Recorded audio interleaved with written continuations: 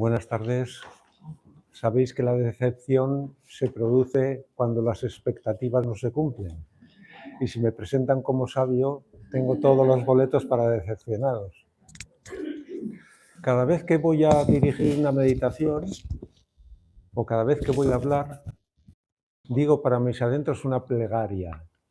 Dame el poder de amarte. Dame el poder de servirte. Concédeme la gracia de poder expresarte. Porque para la expresión divina existimos. Para la manifestación divina existen todas y cada una de las existencias del universo. El universo es el campo de expresión de la divinidad.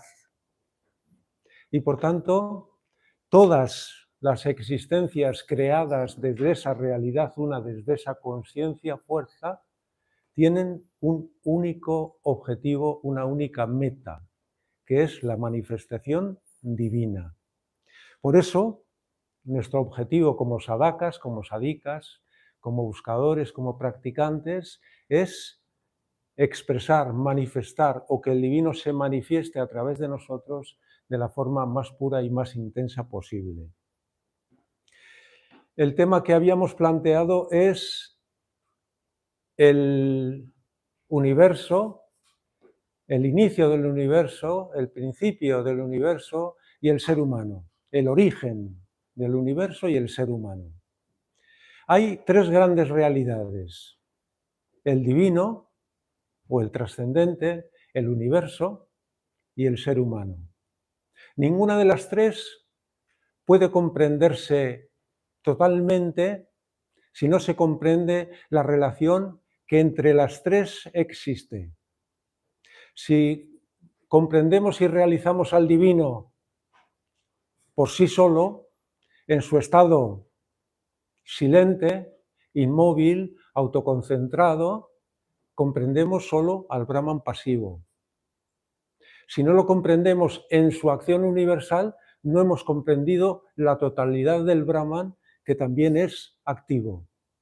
Y si no comprendemos nuestra relación con el universo, no nos comprendemos a nosotros mismos y, por supuesto, siendo el divino el eje central y el núcleo de toda existencia, si no comprendemos nuestra relación con el divino, no realizaremos aquello que el divino ha depositado en nosotros como núcleo de nuestra propia existencia.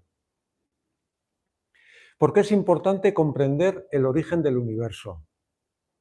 Porque el origen del universo determina el futuro, la meta y el objetivo del ser humano. Si vemos el origen del universo, si preguntáramos a la gente, ¿qué es el universo para ti? Primero seguramente nos dirían que es un conjunto de planetas, galaxias, formaciones, es decir, nos quedaríamos con el universo material.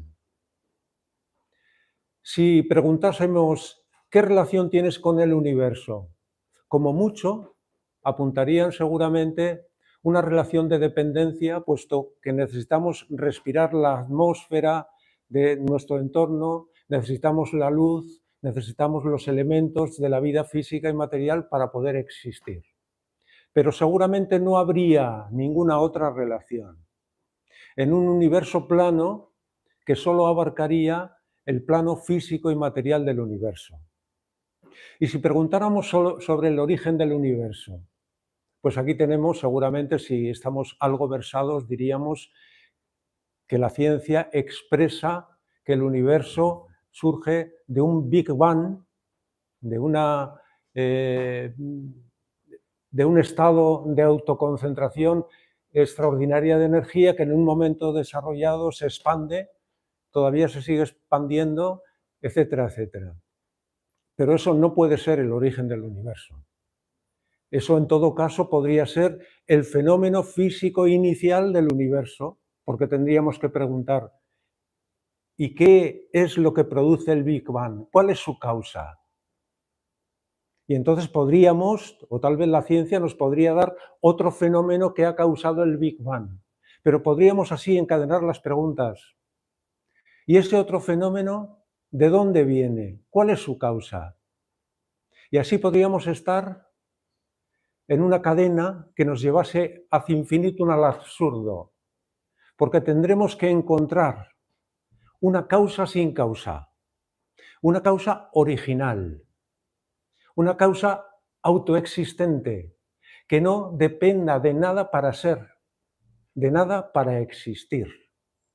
Y aquí, esto es importante, establecemos qué causa, o por lo menos el yoga integral la establece, y se llama Sat Chit Ananda, que es existencia, consciencia, fuerza y gozo, beatitud, autoexistente, que no necesita de nada para ser gozo, ni necesita esa existencia de nada para existir. Un Sat Chit Ananda, o una realidad, un divino, como quiera llamársele, que está inicialmente en un estado de autoconcentración, de inmovilidad, y expande su energía, se expresa, desciende y va formando todas las existencias conocidas y desconocidas. Aquí tenemos una cosa importante. Si aceptamos esta posibilidad, aceptamos que todas las existencias que devienen de esa conciencia suprema, de esa conciencia pura y de su energía, son formaciones de su energía, de su fuerza y de su conciencia, todas.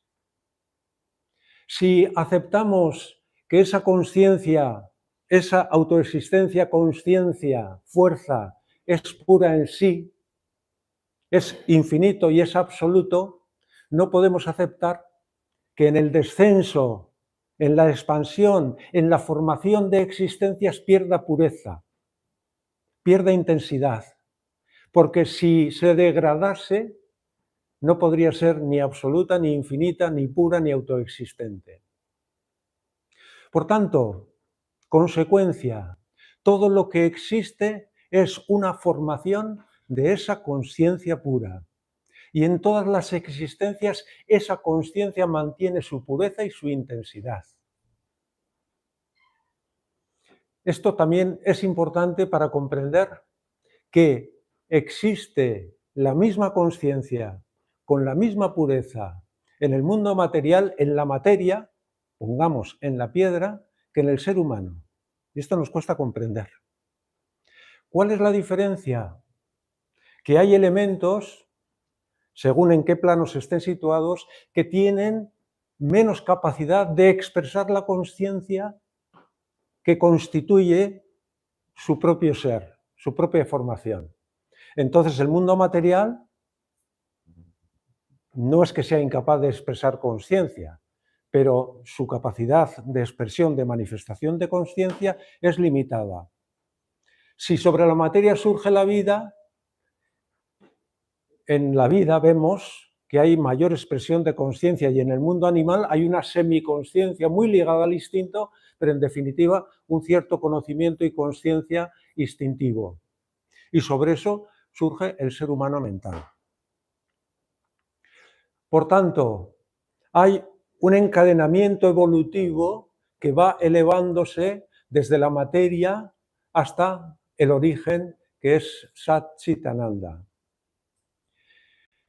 La evolución, el yoga integral es eminentemente evolutivo. Seguramente ninguna religión ha expresado como el yoga integral, es más, la mayoría de las religiones no han expresado una doctrina evolutiva ni un proceso evolutivo como voluntad de manifestación de la divinidad. La voluntad del divino es evolutiva. La voluntad de manifestación del divino en el universo es evolutiva.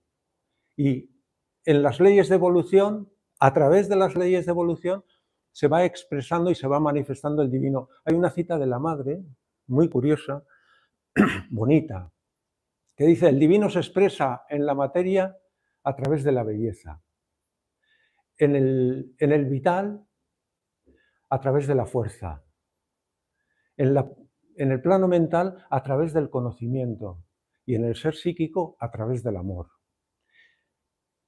¿Qué deducimos de esto? Que cada plano expresa y manifiesta al divino de una manera diferente, pero todos los planos y todas las existencias que a cada plano corresponden expresan con una intensidad creciente según su nivel evolutivo al divino, porque para expresar al divino existe el universo y porque el universo es el campo de expresión y de manifestación de la divinidad. La evolución, como sabemos, creo que esto lo sabemos todo, es correspondiente a un descenso involutivo, en el que esa conciencia pura desciende y se autoconfina, parece que se autoniega en la materia. Sabemos, esto ha sido formulado por Sri Aurobindo, que la materia es energía del espíritu. Es una de las formas que el espíritu toma en su manifestación. Pero, insistimos, el poder de la conciencia está en la materia, aunque puede estar durmiente, puede estar inactivo. Parece incluso que la materia es inconsciente, porque su expresión de conciencia es limitada. Pero es muy importante comprender que hay un descenso. En ese descenso surgen planos. Está el plano de la supermente, que es el plano de relación de Satchitananda con su creación, y es el plano de creación, de poder de creación, donde todos los elementos están esencialmente, tienen un sentido esencial de la unidad. Allí conciencia es fuerza, fuerza es ananda, ananda es autoexistencia, y todas las formaciones que devienen en ese plano tienen un sentido esencial, inherente, indestructible de la unidad. Según vamos descendiendo planos, el sentido de la unidad se va quebrando. Sabemos que la ignorancia viene de la separación, explicaremos ahora. En el plano de la sobremente sigue existiendo un sentido de unidad, pero es una unidad sintética, no autoexistente y esencial. Se van desarrollando las fuerzas de forma diversa. Aquí surgen las religiones. En este plano es el surgimiento en general de las religiones. Todavía guarda un fuerte sentido de la unidad, pero es una unidad sintética, no esencial. Es una unidad por adhesión entre distintos aspectos, pero se vive, se une uno a la unidad a través de un aspecto determinado, no en un conjunto inseparable. Después viene la mente ya es separativa, es analítica, necesita romper y dividir para... hablamos de planos de la sobremente, planos de la mente, y aquí ya surge la ignorancia. Si el uno, la realidad una, en su expresión en el cosmos, se expresa en multiplicidad, en este plano ya la multiplicidad es separativa. Y las existencias de este plano ya no tienen el sentido inherente y sustancial, esencial de su propio origen. Por tanto, están separadas de la realidad origen. Y esto es el inicio de una gran ignorancia. El plano del plano mental, descendiendo, surge el plano vital, que es el plano de la fuerza. Aquí ya la ignorancia y la separación ya es total. Y después está el plano material en el que vivimos. ¿Por qué explicamos esto? Porque en la evolución estos planos son determinantes. Podríamos preguntarnos, ¿cómo es posible que sobre la materia surja la vida? Si aceptamos que la escala evolutiva es materia, vida, mente, sobremente y supermente. Esa es la escala que Sri Aurobindo y su cosmología han expresado como la realidad evolutiva que en el universo se va realizando. ¿Cómo es posible que desde la materia surja la mente? Pues hay una cuestión que hemos citado.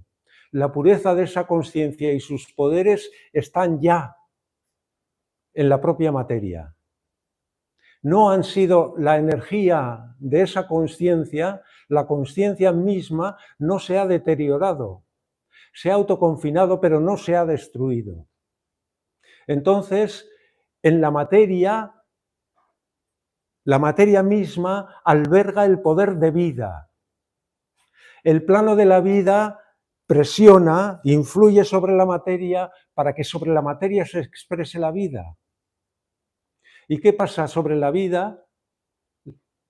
En el plano de la vida, el poder de la mente está involucionado, pero está. El plano de la mente presiona sobre la vida para que la vida se exprese, la mente se exprese sobre la vida. ¿Y qué está sucediendo ahora? Que el plano supramental presiona, bueno, el plano supramental está rigiéndolo todo y presidiéndolo todo y guiándolo todo, ¿se entiende? Pero hay un encadenamiento. El plano supramental presiona sobre el ser humano mental para traerlo así. Tenemos como dos polos. Desde la materia, una consciencia que presiona para expresarse, y desde arriba una consciencia que busca su expresión sobre la materia, sobre la vida y sobre la mente. En el encuentro de esos dos polos se producirá la evolución del ser humano cuando el ser humano ascienda o sea atraído por la supermente y sea divinizado y se convierta en un ser supramental. Es importante comprender este movimiento porque este movimiento va a determinar la evolución. De tal manera que el ser humano mental depende del plano de la existencia, de todos los planos de la existencia para poder existir. Somos materia, esto lo vemos en el cuerpo físico. Somos vida en nuestra forma, en nuestra fuerza vital, en nuestra capacidad dinámica, en nuestros impulsos, deseos, emociones, sensaciones, sentimientos. Pero no somos una vida separada. Lo que nosotros sentimos, lo que nosotros somos capaces de hacer como trabajo, como expresión dinámica, es una expresión, una individualización de una fuerza universal de vida. En cada nacimiento, nuestra nueva personalidad se nutre de los elementos del plano vital y mental. Esto lo tenemos que comprender, porque el ego lo que va a tratar de enseñarnos es de que lo que se produce en nosotros, lo que vemos, sentimos en nosotros, es nuestro y es solo nuestro. Mi mente, mis pensamientos, mi poder, mi conocimiento, mi cuerpo físico. Cuando comprendemos nuestra relación con el universo, relación de dependencia con el universo, empezamos a romper el límite del ego que nos dice que somos autónomos cuando somos una terminal de un gran ordenador, en todo caso, valga la comparación, ¿no?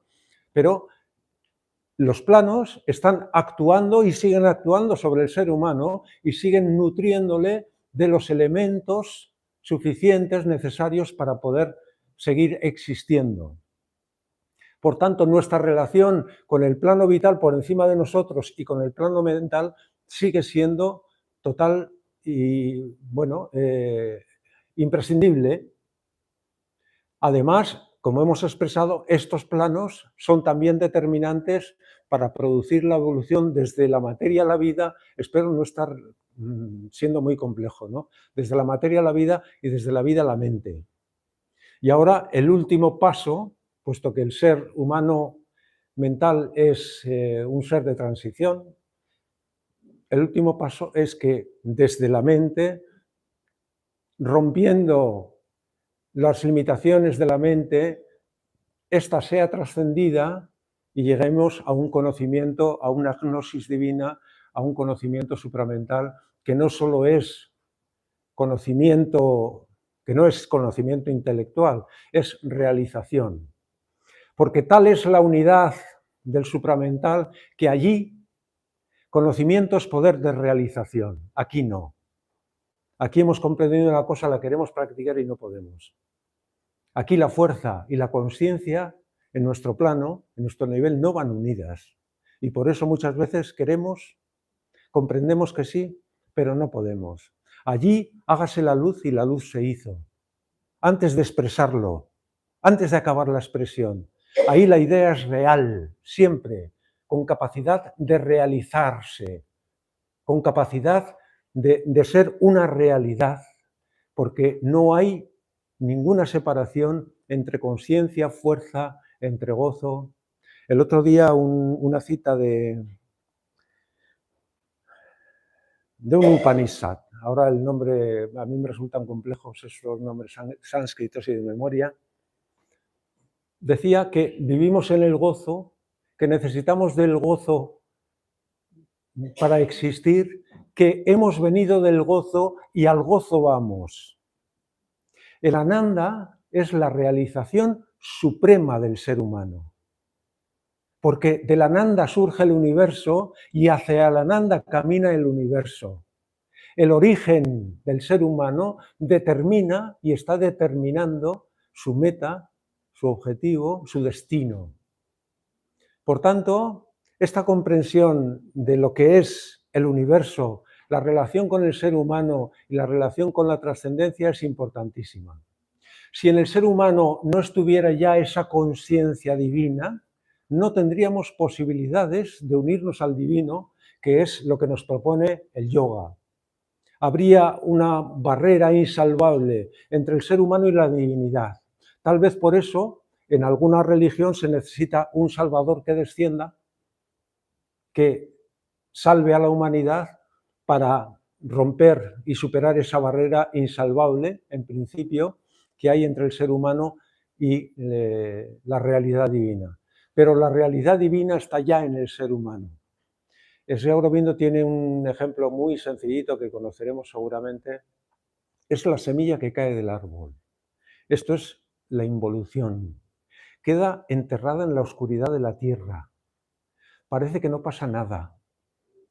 Parece que ha desaparecido. Pero de eso brota, esa semilla está destinada a ser el árbol igual al árbol desde el que ha caído. La diferencia entre la semilla y el árbol se llama evolución, el proceso de evolución.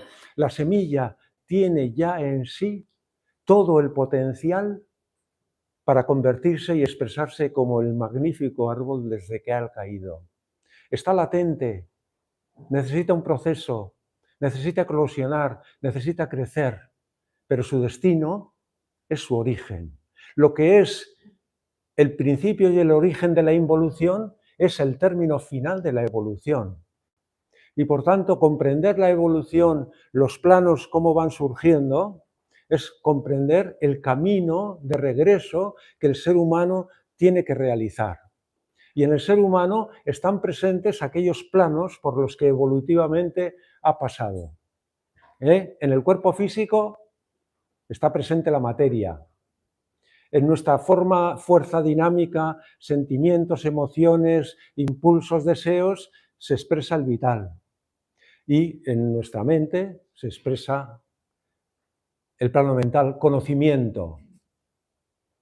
Y cada plano en nosotros tiene su propia ley, tiene su propio estar o desarrollarse o expresarse. El cuerpo físico tiene la marca de la materia, que es la inercia, que es la oscuridad, que es la inconsciencia. En el plano vital existe la fuerza dinámica. Por cierto, a estas cualidades podríamos llamarlas tamas, las tres gunas de las cualidades básicas de la naturaleza, que son la forma de expresar que tiene la naturaleza en relación con el ser humano. Ahora estamos hablando en relación con el ser humano, pero afectan a todas las existencias. La marca de la materia es tamas, es la renuencia al cambio, es la oscuridad, es una mente tradicional, es una mente que no es de progreso, es indolencia, es mecanicismo, es pura física. En el plano vital, la presencia en el ser humano se expresa como rajas. Y rajas es, además de la fuerza dinámica, es el deseo, es la avaricia, es todos estos impulsos que el ser humano siente y que de alguna forma subordinan al ser humano a la fuerza de rajas. Y en el plano mental corresponde sattva, que es ya un ser más elevado, un ser ético, un ser creativo, etcétera, etcétera. Es decir, aquellos niveles por los que el ser humano ha pasado hasta llegar a ser un ser mental tienen presencia, vigencia y autoridad todavía en la expresión y en lo que es el ser humano. El problema de estas gunas es que no se entienden entre ellas. Primero, ninguno corresponde a una guna pura. Ninguno es completamente sádvico o completamente rajásico o completamente tamásico. Hay una mezcolanza, pero luchan entre ellas. A rajas no le interesa la razón que la mente le puede dar para corregir algún defecto, para adquirir valores superiores, para dotarse en sus acciones de sutileza, de ética y de creatividad. Rajas quiere la autosatisfacción. Depende cómo se exprese cada guna, cada parte de nosotros que en la evolución, de los planos por los que hemos pasado en la evolución, depende cómo se exprese, es el que se lleva el tesoro de la voluntad. Si rajas grita mucho, se impone y nos obliga a cumplir con el deseo que el propio rajas nos ha impuesto. Si el poder de la mente y el poder sádvico en nosotros se expresa de forma muy poderosa, atemperará el furor de rajas y de alguna forma lo moderará y lo conducirá. Si es tamas la que se expresa, pues nos quedaremos en la cama hasta la 1 de la mañana y no haremos las tareas que teníamos que hacer o no cumpliremos con los propósitos que nos habíamos prometido a nosotros mismos. Por tanto, la presencia de las etapas y niveles evolutivos por los que hemos pasado está determinando también nuestro desarrollo actual. ¿De qué se trata? Esto es una escalera de la autotrascendencia. Tenemos que pasar de tamas a rajas y de rajas a sattva. Y de sattva, porque tamas, rajas y sattva todavía constituyen la naturaleza inferior, tenemos que trascender y elevarnos por encima de este ego que es la dificultad, la gran dificultad que tenemos. Un apunte sobre el ego. Se habla mucho sobre el ego, pero el ego es totalmente necesario. Evolutivamente hablando, tiene una necesidad. La necesidad evolutiva del ego es la autoconsciencia del ser humano que inicialmente puede expresar sobre sí mismo yo soy. Este es el ego. Pero ¿qué sucede? Que cuando el ser humano expresa yo soy, está expresando lo que cree que es. ¿Y qué cree que es? El ser humano percibe pensamientos en su mente y dice, son mis pensamientos. Tiene sentimientos y dice, son mis sentimientos. Tiene pulsiones y dice, son mis pulsiones. Tiene cuerpo físico y dice, soy este cuerpo físico, soy este género, soy mis principios éticos, soy mis valores. En el marketing ahora se dice, eres lo que comes, eres lo que lees. El que vende periódicos dice, eres lo que lees. El gastronómico dice, eres lo que comes. Se trata de identificarnos siempre con algo. Pero eso es solo la parte superficial de lo que somos. Ahí se constituye el ego, así se constituye. Pero es una necesidad evolutiva que se dé este yo soy, aunque sea un yo soy ignorante. ¿Por qué? Porque la ignorancia psicológica, según las presas de Aurobindo, es creer que lo que conocemos de nosotros mismos es todo lo que somos. Y la mayor parte de nosotros, la más poderosa, la más conocedora, la que está realmente unido al divino y albergando su semilla, esa es desconocida para nosotros. El Sri Aurobindo define la ignorancia como una concentración exclusiva en el exterior. ¿Y el interior? ¿Quién tiene conciencia clara de su interior? ¿Quién tiene conciencia clara de su ser psíquico? Porque es la representación del divino en nosotros. ¿Cuál es el trabajo perentorio, imprescindible del yoga integral? Es este descubrimiento del alma evolutiva, curioso, alma evolutiva, alma y ser psíquico exactamente no son lo mismo, pero los utilizamos conjuntamente porque son inseparables. El descubrimiento del alma evolutiva en nosotros es una necesidad, un imperativo del yoga integral. Cuando el Sri Aurobindo se cartea con Nirodvaran, le dice en un momento determinado, el objetivo de este ashram es acercar a los sadhakas a su ser psíquico. Fijaos la importancia que tenía. Es el alma la que tiene algo que decir. Cuando en nosotros se expresan estas tendencias de tamas, rajas y sattva, cuando la subordinación de la evolución por las que hemos transitado está incidiendo, está apresándonos, está subordinándonos de esa manera. Por tanto, debemos comprendernos en esta triple relación: ser humano, universo y trascendencia. Si comprendemos el proceso de involución, podemos comprender el proceso de evolución. Si aceptamos el origen de esta involución, comprenderemos el destino del ser humano, que será la meta, que fue el origen de la involución. Lo que es origen en la involución es el término final de la evolución. Comprender esto es comprender un esquema muy esquemático, pero espero que haya aclarado algo de la cosmología de Sri Aurobindo. No creo que haya ninguna línea espiritual que haya expresado con esta claridad, con esta profundidad, con esta coherencia, el origen del universo, la relación entre el ser humano, el universo y la trascendencia. Yo, por mi parte, no tengo nada más que decir. Si queréis preguntar algo. Muchas gracias. Sí, pero ¿alguna pregunta? Hay sobre el tema que has explicado hoy, justamente en la revista de este año, hemos publicado un artículo de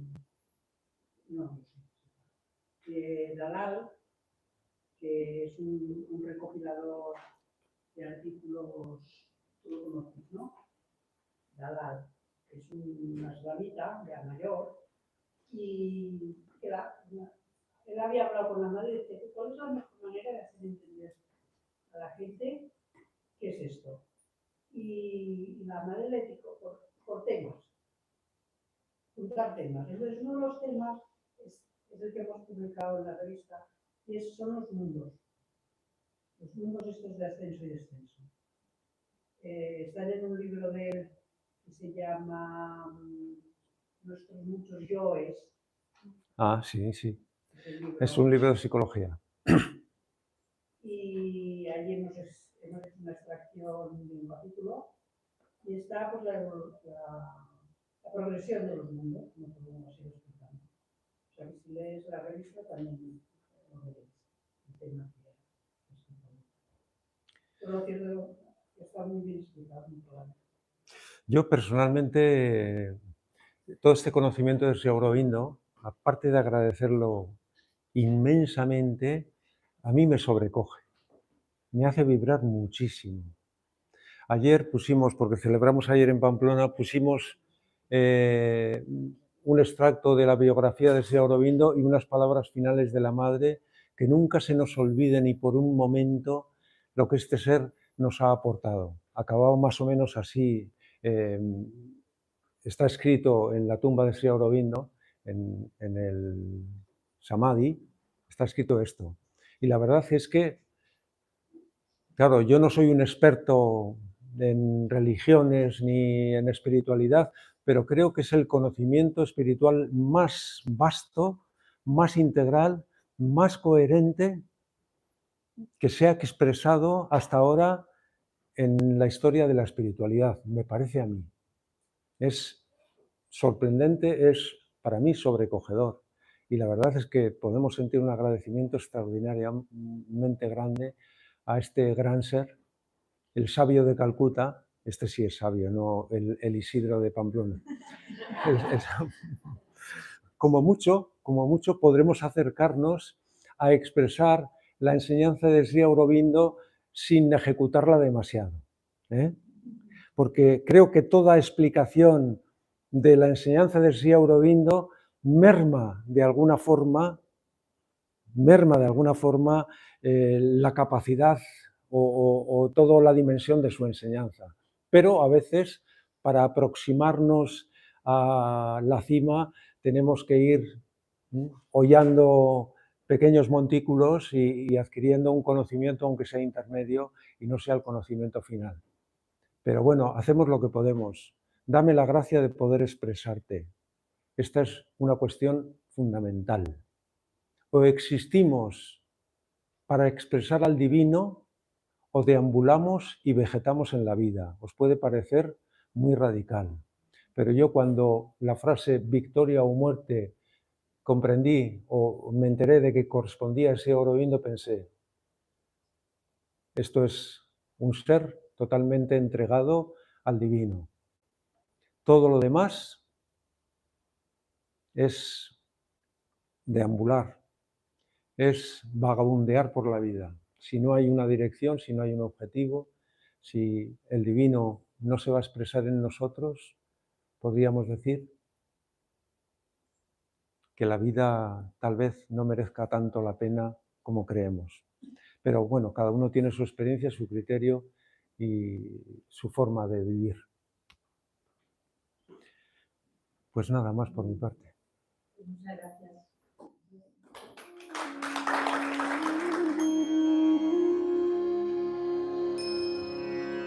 Oh.